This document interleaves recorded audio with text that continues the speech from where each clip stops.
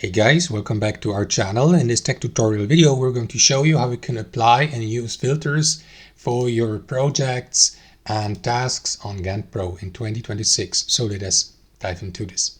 So in the first step, guys, navigate to your project on GanttPro and access one of these project views.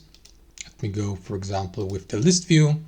That is going to give us an overview of all tasks within that project. So if you'd like to apply filters, guys, you will see that button here in the top right next to custom fields filter, and that is going to open up that panel on the right hand side. So here you can, or you may apply one of these or several of these filters if you like. For example, filter by type your tasks, and then select, for example, only tasks or milestones. So let me do that really quickly, and for demonstration purposes, convert that task here into a milestone.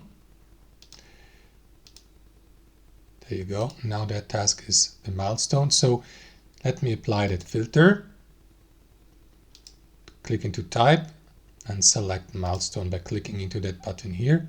Click into save filter. And as you can see, it worked. You can clear the filter by simply returning to the previous menu, by clicking into the drop-down menu and by unselecting the selected option. And that's it.